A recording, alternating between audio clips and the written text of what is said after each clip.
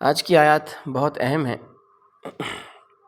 اور ایک تیسرے طبقے کا ذکر اس میں شروع ہوتا ہے، اور یہ سب سے پہلے میں چاہتا ہوں کہ ہم خود اس پہ سوچیں۔ وَمِنَ النَّاسِ مَن يَقُولُ آمَنَّا بِاللَّهِ وَبِالْيَوْمِ الْآخِرِ وَمَا هُمْ بِمُؤْمِنِينَ، اور بعض لوگ ایسے ہیں جو کہتے ہیں کہ ہم خدا پر اور روز آخرت پر ایمان رکھتے ہیں، حالانکہ وہ مومن یا ایمان والے نہیں ہیں۔ اس کا لفظی ترجمہ پہلے دیکھ لیتے ہیں۔ واو آلریڈی ہمیں پتہ ہے، اور من سے، الناس لوگ، من جو، یقولو کہتے ہیں، آمنا آمنا ہم ایمان لائیں، باللہ اس میں بے ہے، بے کا مطلب ہوتا ہے بازر بھی ساتھ اللہ کے، واو اور بالیوم الآخر با پھر آ گیا ساتھ الیوم دن، آخر آخرت کے، واو اور ما نہیں، ما نافیہ بھی ہوتا ہے، ما کا کئی مرتبہ مطلب ہوگا نہیں، اور کئی مرتبہ مطلب ہوگا، اس سے پہلے بھی ہم نے شاید کسی اس میں پڑھا ہوگا جو، تو یہاں پہ ما نافیہ ہے جس کا مطلب ہے نہیں، نافیہ مینس نفی سے آیا ہے، ہم وہ، بی مؤمنین، بے زیر بی پھر آ گیا، اور یہاں پہ اس کا مطلب ہوگا کچھ، بی مؤمنین وہ کچھ بھی ایمان والے نہیں، اور یہ وما ہم بمؤمنین جملہ استمراریہ ہے۔ ہمیں تھوڑا سا اس آیت پہ غور کرنا ہے۔ وَمِنَ النَّاسِ مَن يَقُولُ آمَنَّا بِاللَّهِ وَبِالْيَوْمِ الْآخِرِ وَمَا هُمْ بِمُؤْمِنِينَ، اور بعض لوگ کہتے ہیں، بعض لوگ ایسے ہیں جو کہتے ہیں کہ ہم خدا، اللہ پر اور روز آخرت پر ایمان لائے، حالانکہ وہ ایمان نہیں رکھتے۔ تو اگر ہم اس کو عام میں دیکھیں تو سب سے پہلے ہماری نگاہ جانی چاہیے خود پہ، کہیں ہم تو ایسے نہیں ہیں۔ مومنین کا ذکر آیا تو خود کو ان میں ڈھونڈیں کہ ہم وہاں پہ موجود ہیں، موجود ہے تو الحمدللہ۔ پھر کافرین کی 2 آیات کا ذکر آیا، وہاں ڈھونڈیں، اللہ نہ کرے ہم وہاں پہ ملیں خود کو، الحمدللہ وہاں نہیں ہیں۔ یہ آیت جو آئی ہے یہ بڑی اسٹرانگ ہے، اور یہ بڑی سخت ایک طرح سے کہہ سکتے ہیں، اگر ہم اس کو سوچیں تو بہت ڈرانے والی آیت ہے۔ وَمِنَ النَّاسِ مَن يَقُولُ آمَنَّا بِاللَّهِ وَبِالْيَوْمِ الْآخِرِ وَمَا هُمْ بِمُؤْمِنِينَ، اور کچھ لوگ ایسے ہیں جو کہتے ہیں ہم اللہ پہ ایمان لائے اور یوم آخرت پہ بھی ایمان لائے، لیکن وہ مومن نہیں ہیں۔ ہم بھی کہتے ہیں ہم اللہ پہ ایمان لائے ہیں، ہم آخرت کو ماننے والے ہیں، ہم سارے دین کی چیزوں کو مانتے ہیں، اور اللہ نہ کرے، اللہ نہ کرے، اللہ نہ کرے، ہمارے کسی اعمال کی وجہ سے، کسی عقیدے کی وجہ سے، کسی بھی وجہ سے اگر ہمیں کہہ دیا جائے وما ہم بمؤمنین، یہ مومن نہیں ہے، تو ہمارا کیا بنے گا؟ سب سے پہلے اس طرح تقریباً روز ہی اس بات پہ عرض ہوتی ہے کہ اللہ سے مدد مانگنی ہے، اللہ سے مانگنا ہے، اللہ ہمیں ایمان پہ ثابت قدم رکھیے۔ ربنا لا تزغ قلوبنا بعد اذ ہدیتنا وہب لنا من لدنک رحمتا انک انت الوہاب۔ بہت ہی خوبصورت ایک دعا ہے، ربنا لا تزغ قلوبنا بعد اذ ہدیتنا، اللہ ہدایت کے بعد ہمارے دلوں کو ٹیڑھا نہ فرمائیے، اس میں زیغ نہ ڈالیے، ہمیں گمراہ نہ فرمائیے۔ وہب لنا، حب کہتے ہیں جو کسی پہ مہربانی کر کے کوئی عطیہ کیا جائے، ہدیہ کیا جائے، اور خصوصی چیز اس میں یہ ہوتی ہے کہ وہ بندہ اس کا مستحق نہ ہو۔ وَهَبْ لَنَا مِن لَّدُنْكَ رَحْمَةً، اللہ اپنے پاس سے ہمیں اپنی رحمتیں عطا فرمائیے، اور اپنے فضل سے عطا فرمائیے، بغیر ہماری مستحق ہونے کے عطا فرمائیے۔ انکا، کیوں عطا فرمائے مالک؟ انکا، بے شک آپ، انکا، انا، بے شک، کا، آپ، تم، انکا انت الوہاب، اللہ آپ وہاب ہیں، آپ کی صفت ہے، وہاب ہیں آپ بغیر مستحق ہونے کے دیتے ہیں، عطا کرتے ہیں۔ ایک اور اسی اس میں بڑی خوبصورت دعا ہے جو کہ حضرت یوسف علیہ السلام کی دعا ہے، فاطر السماوات والارض، اے آسمانوں اور زمین کے پیدا کرنے والے، انت ولی فی الدنیا والآخرہ، اللہ دنیا میں بھی ہمارے دوست، ہمارے سرپرست، ہمارے ولی، ہمارے حاجت روا آپ ہیں۔ انت ولی فی الدنیا والآخرہ، اللہ دنیا میں بھی ہمارے حاجت روا، ہمارے سرپرست، ہمارے ولی بن جائیے، اور آخرت میں بھی بن جائیے۔ توفنی مسلمن، اے اللہ مجھے اسلام کی حالت میں موت دیجیے، مسلمان کی حالت میں، اسلام کی حالت میں، ایسی حالت میں مسلمان ہوں، مجھے موت دیجیے۔ اللہ مجھے مرتے دم تک، مرنے کے تک مجھے مسلمان رکھیے، مر جاؤں تو اسلام کی حالت میں ہوں۔ توفنی مسلمن والحقنی بالصالحین، اور اللہ جب مجھے کھڑا کریں، مجھے اٹھائیں، تو مجھے صالحین میں کھڑا کریں، صالحین کے زمرے میں داخل ہونا۔ وہ آپ کو یاد ہوگا جب ہم نے پڑھا تھا صراط الذین انعمت علیہم، تو انعام والے لوگ کون تھے؟ من النبیین والصدیقین والشہداء والصالحین۔ تو کتنی ایک خوبصورت اور جامع دعا ہے۔ اللہ کی تعریف بھی، فاطر السماوات والارض، مالک آپ نے تو آسمان بنا دیا، زمین بنا دی، ساری کائنات بنا دی، اے اللہ میری ضرورتیں بھی آپ ہی پوری کر لیں، میں تو بہت ہی چھوٹا حقیق سا ذرہ بھی نہیں ہوں اس پوری کائنات میں۔ انت ولی فی الدنیا والآخرہ توفنی مسلما، خاتمہ اسلام کے لیے بڑی خوبصورت دعا ہے، توفنی مسلما والحقنی بالصالحین۔ ومن الناس من یقول آمنا باللہ وبالیوم الآخر وما هم بمؤمنین، ایسے لوگ ہیں جو کہتے ہیں کہ ہم اللہ اور اللہ کے رسول پہ، اللہ اور آخرت کے دن پہ ایمان لائے، لیکن وہ مومن نہیں ہیں۔ پہلے اس لیے اپنی طرف اشارہ کروایا کہ جب ہم شروع کر لیتے ہیں تو ہمارا ذہن ہی اسی طرف منتقل ہو جاتا ہے کہ اچھا یہ منافقین کے بارے میں بات ہو رہی ہے، اچھا یہ یہودیوں کے بارے میں بات ہو رہی ہے، تو میں کس لیے پڑھ رہا ہوں؟ سب سے پہلے میری ذات، پھر کوئی اور۔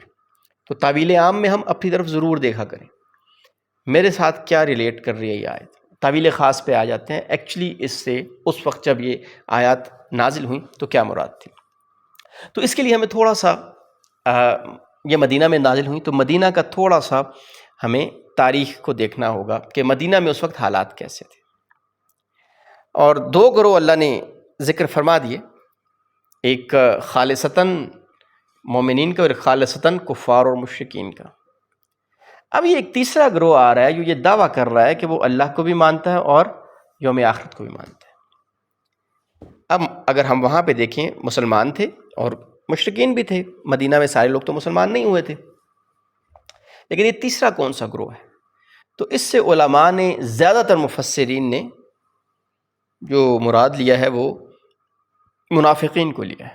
اب منافق کون تھے، یہ طبقہ کیسے وجود میں آیا، اس کے کیا کیا ٹریٹس تھے، کیا کیا اس کی خصوصیات تھی، اس پہ بھی آگے۔ اور یہ سب سے لمبا تقریباً 8 آیات کی مشتمل یہ ایک ٹکڑا بن رہا ہے، لیکن 4 آیات پہ مومنین کی صفات تھیں، 2 میں کفار کی ہوئی، اور آگے یہ 8 آیات کے اندر تھوڑا سا بتایا گیا منافقین کے بارے میں۔ لیکن کچھ مفسرین کا، جو دور حاضر کے مفسرین ہیں، ان کے مطابق اس سے مراد یہودی ہیں۔ ان دونوں سے کیسے مراد ہے، کیوں ہے، تو ان کو ذرا نظر رکھتے ہیں۔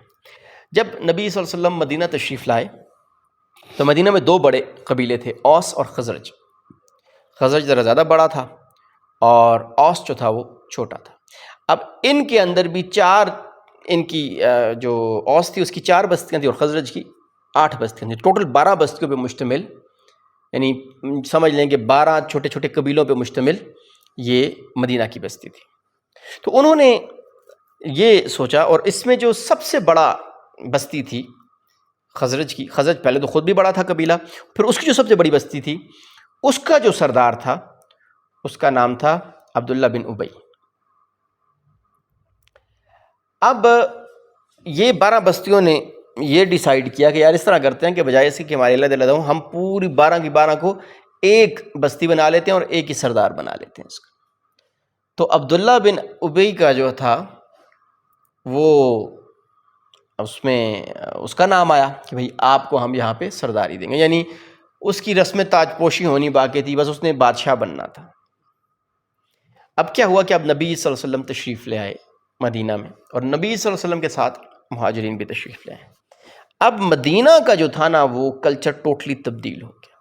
اب لوگ مسلمان ہو رہے اور مسلمانوں کی قوت بنتی جا رہی، اور ایک نئی ریاست کا، مسلمانوں کی ریاست کا ایک طرح سے جو ایک نئی ریاست وجود میں آنا شروع ہوگی۔